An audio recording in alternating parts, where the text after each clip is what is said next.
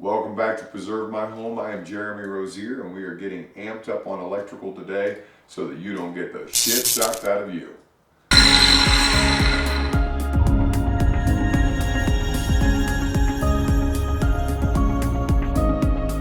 Today we are on a job site, and I am going to have the unique opportunity to share with you how to wire 3 different types of items within this project that we did here. We're going to be doing a light installation. These are actually puck lights, and they have a box that allows them to be stuffed up into the ceiling anywhere they need to be, and a low profile puck, so that allows us to place them on the ceiling anywhere they need to be. And this is kind of the way to go. These are LED, and they can be put into different color tones, and they are a great option. We're also going to be working on a 3-way switch that operates at two opposite ends of the room. So if you hear the word 3-way switch, you'll understand that operates a light at 2 different points in a room. 3 points, right? The switch, the other switch, and the light. Okay? And then we're also going to be doing a single pole light switch today, but we're going to be doing 2 of them, and they are here in the shower. They operate the bath fan and the light in the bath. All right, as we get ready to get started, I wanted to go over just a couple of simple things about this simple puck light that we have. It comes in 2 parts. It comes in the part that houses all the electronics, and then this is the separate actual light itself. This fixture here will get mounted after we get all of this wired. When this comes in the box to wherever you're going to do it, if you decide to do this yourself, and you might want to, because the average on these is about $165 a fixture to have an electrician come and get these installed for you. So, per circuit and getting all that taken care of. So this can be a substantial savings if you follow the instructions and understand what you're doing. I'm sorry, there we go. It happens. So always have your floor protected. But let's get that picked back up. You're going to have your directions that are going to come in the box, and I encourage you to read those, go over all your safety instructions. I've done this for so long that this is one of those things that I'm not necessarily going to need to do. But it's important that you take a look. We're going to get rid of that one. We also are going to have our light switch. We're going to be doing that next. One of the things I will be giving you some more information on, or showing you a little bit closer, is this color temperature switch that is found in the bottom side of this light housing. The blue side of that would give you a much brighter, more daylight type look, and the red would end up giving you a much more yellow or warm look. So you would want to set that according to how your design in the room was, what you were wanting in the room, whether you wanting that to be brighter or lighter, or if you wanted that to be a warm tone. So, and you can go back up in behind the puck later and switch it if you don't like it. So we're going to set ours. She likes very bright light. This particular customer does. We're going to set ours all the way over to the blue. The second thing we need to do is we need to actually install something that does not come in the box itself. So you're going to need Romex connectors. Now in this particular box, I've tried several different times and several different types over the years, and this is a Halo company. Probably your best bet is probably these screw-on 3/8 inch. These are called Romex connectors, and with the screw-on. And then they also have this, which is actually really handy. But these are directional push-in Romex connectors, but they're going to secure the wire inside of the box to keep you from being able to pull that in and out, or any movement being able to abrase the side of the wire, because this is a very rough little stamped piece of metal here that we're going to be popping out to put that in. So you need that protection. This is not something you just want to fish in there to save money. You want to get that right. One of the things I've noticed hasn't worked is there are some pretty handy Romex connectors. These work in the larger boxes. But this right here has a push-in very similar to this without the screw-on, but it doesn't seem to work in these boxes at all. So you wouldn't really want to ever buy this one for the boxes we're going to install. All right, now we're going to go ahead, and now that we understand what we're doing and the parts we're going to need our wire strippers and basically a razor knife. That's all you're going to need, and maybe a pair of pliers or lineman's pliers. This would work with channel locks as well, but we're going to need something just to pop this little knockout out. I did notice that the black Romex connectors didn't work as well either. So we are definitely going to need the 3/8 Romex connectors with the ring for this project. So it's very simple. We just knock out our knockout with your screwdriver. Get that one out of there.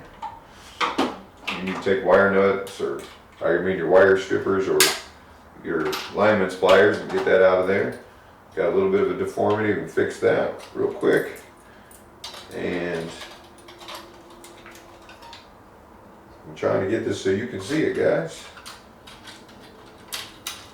I'll tell you what, doing this stuff in person is one thing, doing it on camera is another. So we are going to get used to this more and more. But I want to try to stay out of the way. When you get that tightened, about hand tight, because you've got to keep your finger on that nut and or a screwdriver, then you've got to get your lineman's pliers at that point. Where did they go? Here they went. And you got to, the best place to hold on to those is right here. Give it one last little snug turn. All right, that's it. Now you're ready to go. This should already have a little enough space in it. Sometimes you're going to have to back those screws off to prepare to get ready for the wire. And the wire, in this particular case, we are only coming, this is the end of a circuit. So when we'll reset for me to get up there, but this is going to be only a single wire connection. We're going to get this ready to go. All right, as we climbed up and ready to go, we're going to go ahead and you will find your Romex connection already brought out of your hole if you've already drilled and found your locations for your hole. This isn't about locating the holes. As you can see, sometimes in a design you need to change with the direction of a hole. So that's why you see the extra line on the ceiling. But we're going to go ahead and tighten down our Romex connector at this point onto our wire. We don't want it falling out as we're doing our work.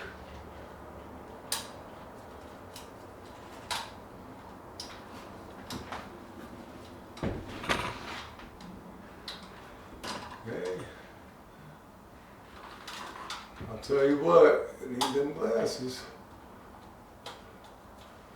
All right. I think. All right. All right, once you get that good and tightened up, I'm gonna make sure you got both sides snug there. You don't have to completely squeeze it to the point where you're compressing the wire, but you want to make sure it's not going to fall out of the box. All right. Now, let me turn this box. I'm going to see if I can maneuver my way around to show you. But basically, you want to start at the top of the box with your razor knife, and you want to cut down. Sorry. You're going to separate the outside skin off of the wire. You're going to find 3 wires on the inside. You have one that's covered in paper. This is your ground wire. This is a copper wire. We call it a ground, okay? Then you're going to have your neutral wire and you're going to have your hot wire. And we'd already tested. One of the most important things is to make sure that you tested that the power's already off. So we already know that our power was off. Always know and locate your circuit breaker and get your breaker turned off. All right, now these happen to come with wire nuts. Sometimes it works pretty well if you've got a decent sized gauge wire that's in here, but sometimes you might need to get a lot larger wire nut. But I believe these are going to work today. So we want to go ahead and get our strippers. And all you're really trying to come back is just enough that's going to fit within the wire nut. So we'll take a look at their sample. They don't have much, so we're going to maybe have just a little bit more than that. We'll come on the hot side, connect that. This is pretty simple, guys. This is black to black, white to white, and this copper will end up going to this other copper. So it's very self-explanatory. You twist those on really good. Give yourself a good snug. You can actually bend this wire back over and into your box and bring it to the back. Okay? we're going to do the same thing with the neutral.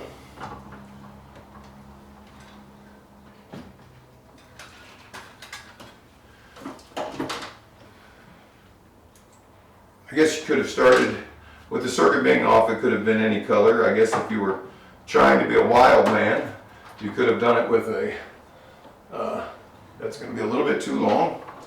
Let's snip that back a bit. You could have been a madman and tried it with the power on. You certainly wouldn't have wanted to connect the black first, but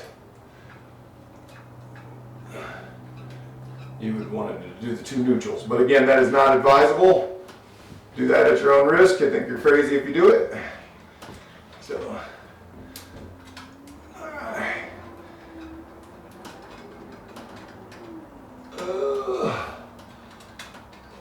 All right. Okay. And our neutral. This one doesn't need to be stripped.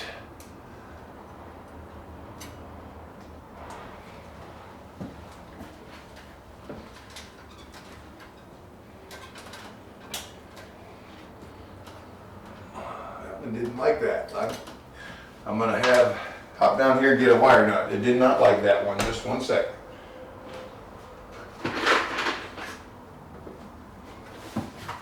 All right, so the little orange wire nut doesn't seem to like this. Perhaps it's the welding on the end of this. I'm not sure. But we're gonna get a slightly bigger wire nut and make that happen. I got my head in the way of the camera. I'm so sorry. All right.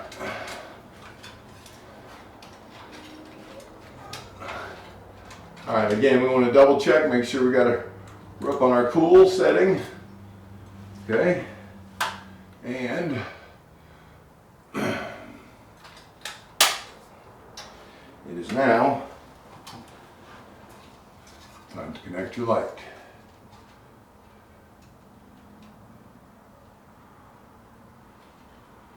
Now these do have 3 pins on them. It's kind of important to recognize it. It's very hard to see, but they do actually have a line inside that we're going to have to capture. And it has to line up just so. So there we go. Now that we've slid in smoothly, now we can tighten down this little nut. All right. We're going to leave these hang for just a moment, and we'll end up getting the rest of these wrapped up, and then we're going to show you the light switch. All right. Moving on from the lights that we've wrapped up, we're going to be getting on to switches, and right now we're going to be dealing with a single pole switch. And with a single pole switch, you're going to find that you have 2 screws on the side and a green screw on the other side. This one is for your ground, and this will be for your hot in and your hot out. All you're trying to do in a switch is trying to stop the electricity from getting from coming into the bottom of the switch to going out to whatever it is that it's operating. So this is not a positive and a negative. This is going to be positive one side, positive the other side, and then you're going to be grounding the switch itself. So we're going to go ahead and get, as we begin to look at this, we're going to begin to take a look at what we already have in our box. We have a hot lead coming in, and we have another circuit that operates a GFCI on the other side of the room. So that's why we have 2 wires here. We have a 3-way wire, or basically a 2-circuit wire. This is a 12-3 with ground, so this would have 3 wires in the casing instead of 2 wires in the casing. 1 red, 1 black, 1 white, and then a copper. And those are running up to separate the fan and the light in the shower. So we're going to be wiring the fan and the light separately. So we're going to be putting individual grounds on each switch, and we're going to be putting the 2 leads going out up to the fan and to the light. And then we're also going to be bringing our 2 powers in that we have basically pigtailed off of the main power source. Now one of the in this box, we want to make sure that we put together all of our neutrals, and we've already done that. That was done when I did my rough wiring. I normally tend to put all this in already. So we're going to go ahead and bend that to the back because we're not going to need that anymore. It's kind of in our way. We're going to take the other black one and bend it to the back, That's now going to leave us with a much simpler looking circuit. And we're going to have our hot leads on the bottom so that we know, because power is going to be coming up to them and then going out to the circuits or to the light in the fan.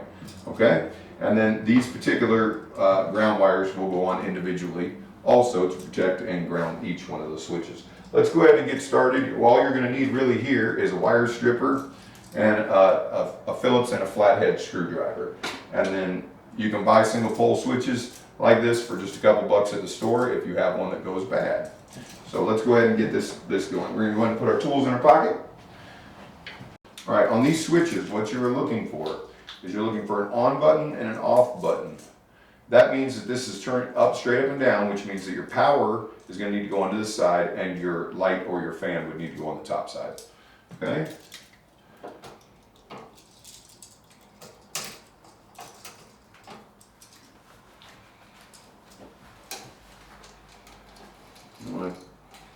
Some switches will have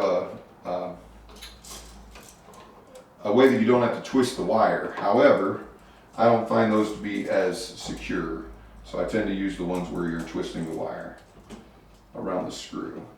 Okay, there we go. It looks like we're going to need to close that one up a little bit more.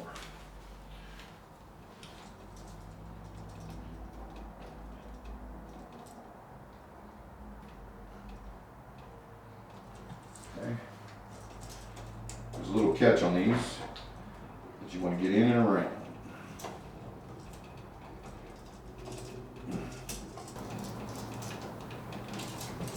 We're going to go to the top side now, which we've already got done. So we need to flip this over, and we're going to bring the bottom side in on the next one after we finish this other work, because we are dealing with a live circuit. So again, we're going to locate the top. This is our on, so this is our bottom, this goes to our circuit.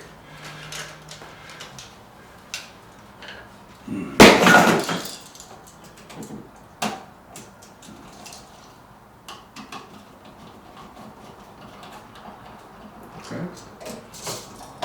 Ground wire.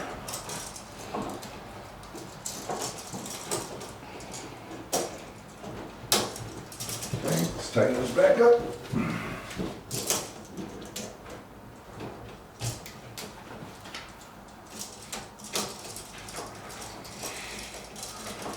Okay. All right, now we want to go ahead and get ready to put on our hot leads.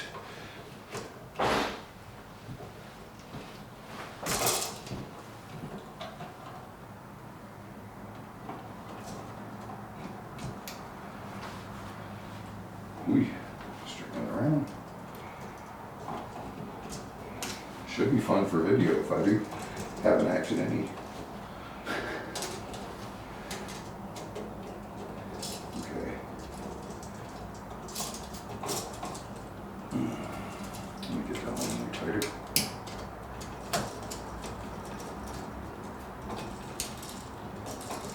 Okay.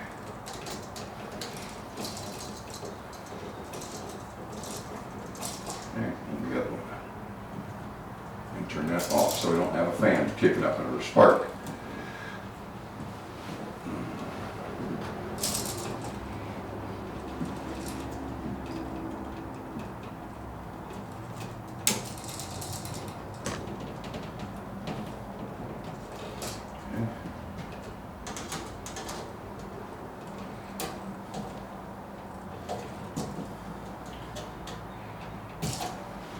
Screw up a little bit.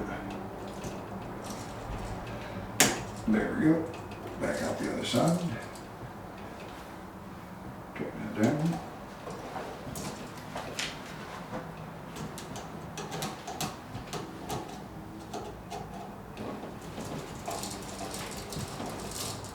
All right. So there you have it. And just to test our theory, we have a light.